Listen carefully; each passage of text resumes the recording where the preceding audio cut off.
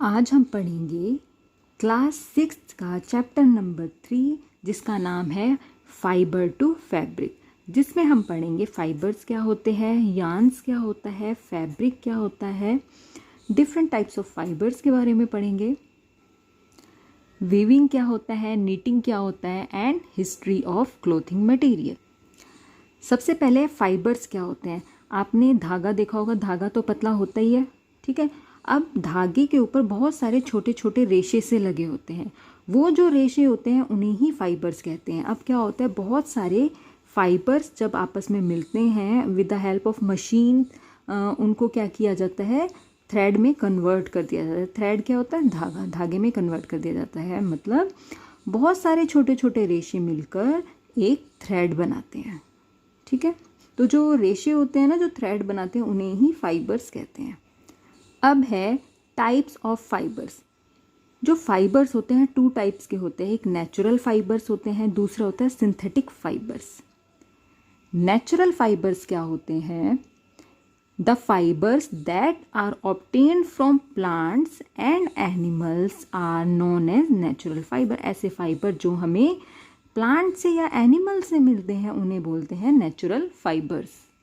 Natural fibres के example क्या है, कॉटन, जूट, सिल्क थ्रेड और वूल।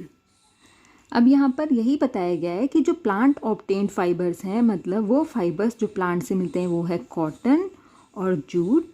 एनिमल ऑब्टेन्ड फाइबर्स हैं वो है वूल एंड सिल्क, ठीक है।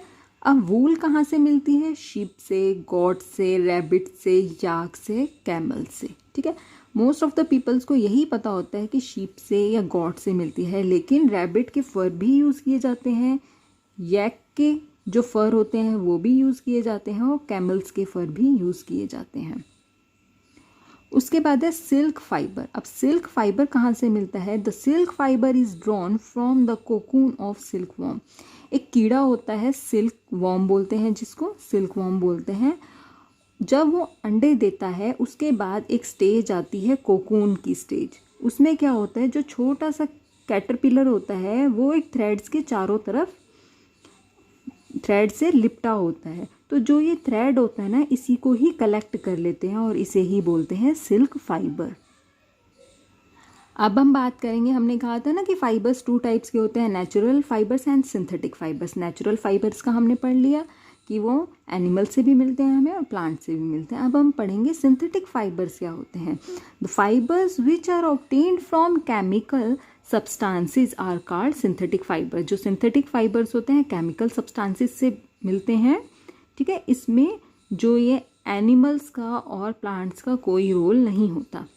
अब ऐसे कौन से फाइबर्स हैं जिन्हें हम सिंथेटिक फाइबर्स बोल सकते हैं, एग्जाम्पल है उनका polyester, nylon and acrylic. Nylon का एग्जाम्पल आप देखेंगे, जो आप सॉक्स पहनते हैं ना, जुराबे पहनते हैं, वो नायलॉन की ही बनी होती हैं। हमने बात की थी पीछे कि हमें प्लांट से फाइबर्स मिलते हैं। अब कौन से प्लांट से मिलते हैं वो भी हमने बताया था, कॉटन प्लांट से और जूट से। अब कॉटन प्लांट क्या होता है कि कॉटन का पौधा है, ठीक है, रुई का पौधा है। अब क्या होता है, अब रुई कैसे लगी होती है, वो बॉल्स की फॉर्म में लगी होती है। मान लीजिए एक सीड है, उसमें क्या होता है, काले से या भूरे से, ब्राउन और ब्लैक कलर का सीड होता है। उसके ऊपर बहुत सारे ऐसे ऐसे फाइबर्स लगे होते हैं वाइट कलर के, जो हमें लगता है रुई की तरह। जो ये सीड होता है ना अंदर, ये बिल्कुल ढक जाता है, ठीक है। अब जो ये फाइबर्स को इस सीड से अलग करना है, तभी तो आगे जाके धागा बनेगा। तो जो ये प्रोसेस होती है ना, सीड को फाइबर से अलग करना रुई में, इस प्रोसेस को बोलते हैं गिनिंग, ठीक है, ginning. Fibres are separated from seeds by combing, this process is called ginning of cotton. अब जो ये गिनिंग की प्रोसेस है, अगर मान लीजिए बहुत फील्ड जो है, जिन खेतों में उगाया जाता है कपास, कॉटन जिसे बोलते हैं, अगर वो छोटा है तो उसको हैंड से, हाथों से भी, जो वर्कर्स होते हैं वो हाथों से भी उसको अलग कर देते हैं सीड से। लेकिन क्या होता है, जब बल्क में बहुत ज़्यादा अमाउंट में कॉटन को सीड से अलग करना होता है तो उसके लिए मशीन्स को यूज़ किया जाता है, ठीक है। अब क्या होता है, कॉटन प्लांट की कुछ रिक्वायरमेंट भी होता है। ऐसा नहीं होता कि कहीं पर भी कॉटन का जो प्लांट है वो ग्रो कर जाएगा। उसके लिए ज़रूरी होती है ब्लैक सॉइल यानी कि काली मिट्टी की, और वार्म क्लाइमेट की ज़रूरत होती है। अब हम बात करेंगे जूट प्लांट की। जूट में क्या होता है कि जो जूट फाइबर जो होता है ना, वो स्टेम से मिलता है। एक पौधा होता है, उस पे लीफ होती हैं बहुत सारी, ठीक है, लीफ होती हैं। तो जो ये जो स्ट्रक्चर होती है इसको बोलते हैं स्टेम, और यहीं से ही हमें जूट मिलता है, ठीक है। अब क्या होता है, जो इसकी खेती होती है वो रेनी सीज़न यानी कि बरसात के मौसम में की जाती है।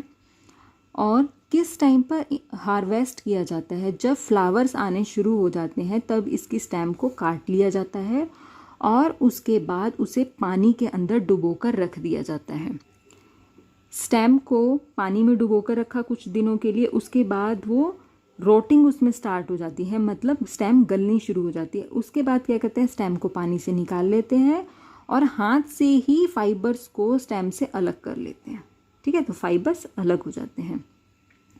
नेक्स्ट जो है वो है स्पिनिंग। स्पिनिंग क्या होती है, फाइबर्स को निकाल लिया, ठीक है। अब फाइबर से यान यानी कि धागा कैसे बनेगा, द प्रोसेस ऑफ मेकिंग यान from fibres is called spinning. अब है कि स्पिनिंग के लिए सिंपल डिवाइस यूज़ की जाती है जो हाथ से ही चलाई जाती है। एक स्पिंडल होती है, हैंड स्पिंडल होती है जिसको बोलते हैं टैकली, या और चरखा भी देखा होगा आपने, महात्मा गांधी जी की फ़ोटो के साथ हमेशा चरखा होता है। उसमें भी क्या होता है, वो अपने हाथ में कॉटन पकड़े रहते हैं और कॉटन से ही धागा बनाते हैं, ठीक है। लेकिन अब फैक्ट्रीज़ में इतनी बल्क अमाउंट में, बहुत ज़्यादा अमाउंट में धागे की ज़रूरत होती है, तो स्पिनिंग जो हाथों से तो नहीं हो सकती, तो उसके लिए स्पिनिंग मशीन्स होती हैं, ठीक है। फैक्ट्रीज़ में स्पिनिंग मशीन्स होती हैं धागा बनाने के लिए। नेक्स्ट है, हमने ये सीख लिया कि फाइबर से क्या बन गया, यान यानी कि धागा बन गया। अब यान से यानी कि धागे से फैब्रिक भी तो बनाना है, वो कैसे बनेगा, इसके लिए दो मेन प्रोसेस हैं, एक है वीविंग और एक है नीटिंग। नेक्स्ट है वीविंग। इसमें क्या होता है, the process of arranging two sets of yarns together to make a fabric is called weaving. इसमें मतलब लिखा ये है कि दो धागे लिए जाते हैं और दो धागों को इस तरह से अरेंज किया जाता है कि क्या बन जाए, फैब्रिक, ठीक है। आप अपने जो भी आपने ड्रेस पहन रखी है उसको बहुत ध्यान से देखना, उस पर धागों की अरेंजमेंट ऐसे होती है, आप ऐसे देखोगे, ऐसे लगता है एक चटाई सी बुनी हुई है ऐसे, ठीक है। बहुत ध्यान से देखना, या फिर आपके घर में मैट्स होते हैं तो आपने देखा होगा ऐसे ऐसे उनकी अरेंजमेंट होती है, ठीक। फिर है knitting. In knitting a single yarn is use to make a piece of fabric, ठीक है। वीविंग में क्या था, दो धागों को यूज़ किया जाता था फैब्रिक बनाने के लिए। नीटिंग में केवल एक ही धागे को यूज़ किया जाता है फैब्रिक बनाने के लिए। इसका एग्जाम्पल है, आपने अपने घर में मदर को देखा होगा कि वो ऊन का एक गोला लेती हैं, उससे करती हैं स्वेटर बनाती हैं, ठीक है। लेकिन आप कहेंगे कि वो दो कलरफुल स्वेटर भी बनाती हैं, दो दो तीन तीन कलर्स को मिलाकर भी बनाती हैं, लेकिन एक बार में वो एक ही धागे को यूज़ करती हैं। नेक्स्ट है history of clothing materials. First क्या है, इसमें हमने थोड़ा पॉइंट वाइज इसको लिखा है कि जब आदि मानव था, इंसान जब आदि मानव था, तब वो बड़े बड़े पत्तों का और एनिमल स्किन का यूज़ करता था ताकि वो अपनी बॉडी को कवर कर सके।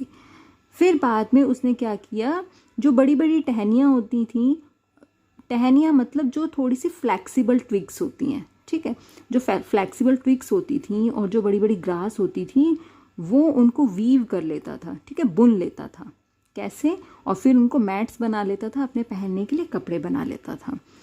फिर है कि जो अर्ली इंडियंस थे वो किस तरह के कपड़े पहनते थे, वो कॉटन से बने हुए कपड़े पहनते थे। कॉटन मतलब जो मैंने बताया था ना, रुई। अभी मैं आपको कुछ शायद बच्चों ने देखी भी ना हो कि रुई कैसी होती है, तो मैं आपको दिखा देती हूँ। ये देखिए, ये रुई है, और इसमें अगर आपको दिख रहे हों ये छोटे छोटे से ये फाइबर, इन्हें बोलते हैं फाइबर। इन्हीं से ही बनता है धागा, ठीक है। धागा इन्हीं से ही बनता है, जिसे हम कह रहे थे ना यान, वो धागा ही है। और फिर धागों से क्या बनता है, फैब्रिक, जो कपड़े हम पहनते हैं।